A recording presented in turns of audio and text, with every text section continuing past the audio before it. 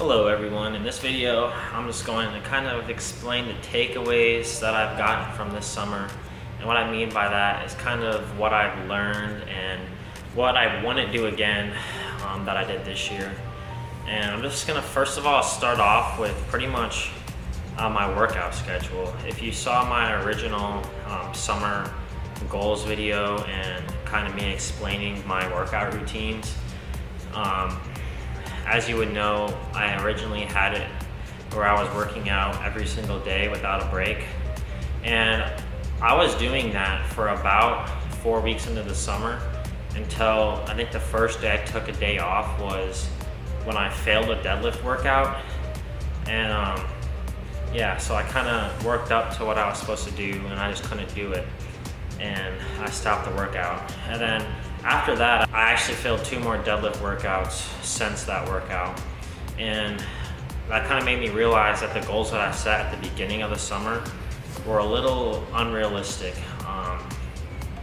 Like at the end of track season, I kind of thought that I could, I guess, get back to where I was before track season and then also progress from there at a pretty fast rate, but I didn't realize that with running about 25 to 30 miles a week and also working out every single day, how difficult that would be. And I actually had to switch around my schedule because it was just getting too hard.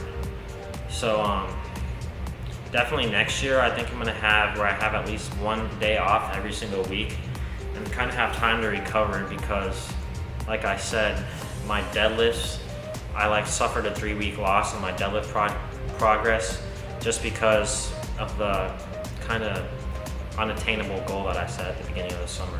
I think it was around 440 I think I wanted to hit for a deadlift. And I think that also kind of can be attributed to the fact that I was running a deadlift program that was supposed to be weekly, and I was doing it every 4 days at first, and then after the 3 weeks when I failed the deadlift, I switched it to 5 days. So pretty much instead of waiting a week before I deadlifted again, I would wait 5 days, which I mean, a week is, I mean, not that long of a time, but 5 days, like, it was kind of short on recovery.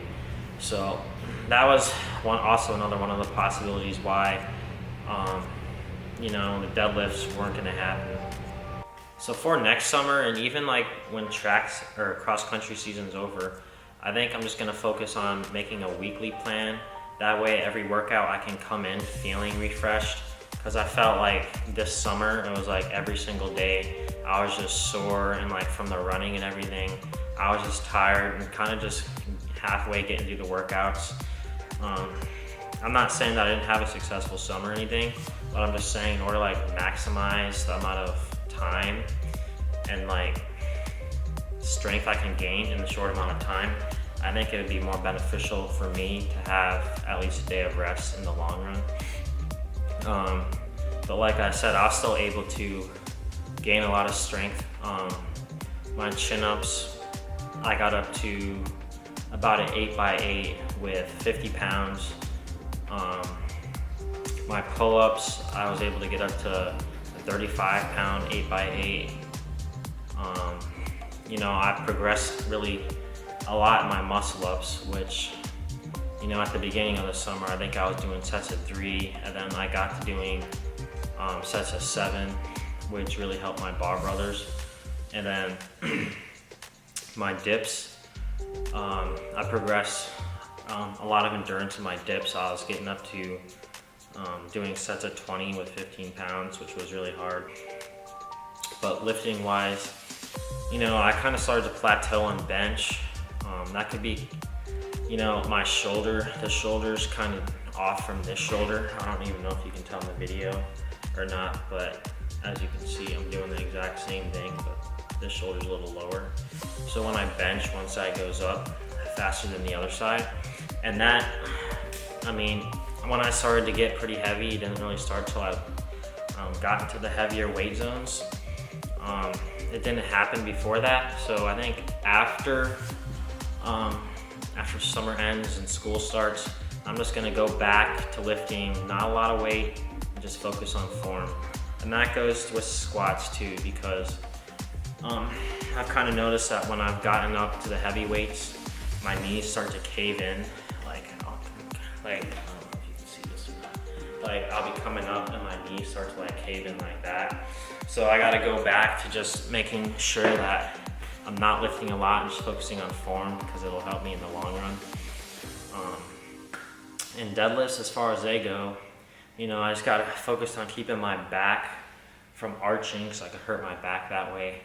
But otherwise, I'm pretty happy with my deadlift as of now. I mean, I started at around 300 and I worked my way up to I'm probably around 380 as of now. I max out on Monday, but yeah, so those are kind of some of the takeaways that I have on my lifting schedule. And then as far as my nutrition goes, I was pretty happy with how like my no sugar diet went. I didn't really eat sugar until the last 2 weeks. I started to get a little lenient. If you watch my other video, you can go ahead and watch it. But yeah, I had some frosting from some cupcakes on Christian's birthday, and then I had a churro, and then that's really about it. The reason why how I even kind of got through that was I just focused on eating a lot of bigger meals rather than just a whole bunch of snacks, because snacks are often hard to find without sugar. So I would just focus on, I ate a lot of pastas, breakfast sandwiches I made myself in the morning for breakfast, oatmeal, which kind of reduced the amount of snacking I was doing, which in the long run was kind of able to reduce the amount of sugar, or desire for sugar, I guess you could say, that occurred. And also, the thing that helped was watermelon, because it's so sweet, so good, that helped. But I had there's a few protein bars called Quest that actually don't have any sugar in, which are kind of sweet. So those I had maybe like once a week. That kind of satisfied my sweet cravings. But yeah, so I'm pretty happy with that. I mean, the whole summer I stayed around. I didn't get above 154 at night, and every morning I was either in the 150 to 152 range, which is pretty much right about where I want to be. I stayed at a 7% body fat, which is good. Like, I didn't want to get that lean where it would be unhealthy, and 7% for being a runner is ideal. And you know, 150 is right where I want to be for when I max. And yeah, so I would say I'm pretty happy with how my summer turned out.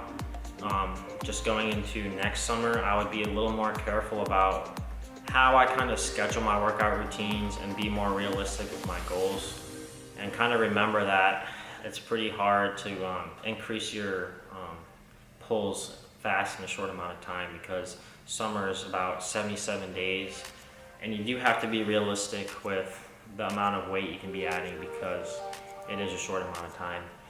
So that's about it. I max out tomorrow for the squat, and then Monday for deadlift, and probably for bench. So I'm gonna be happy, really, no matter if I pull a lot or if I don't pull a lot, or if I squat a lot or don't squat a lot. I'll be happy anyways, because I achieved the bar roller goal that I wanted to hit. And yeah, so next is just focusing on cross country season. It's gonna be my last season, so I'm just gonna make sure it's a good one. And then just focus on, after that, lifting again for track season, because it's an important year. Got to drop a few seconds for some colleges. So yeah, thank you for watching this video, and see you next time.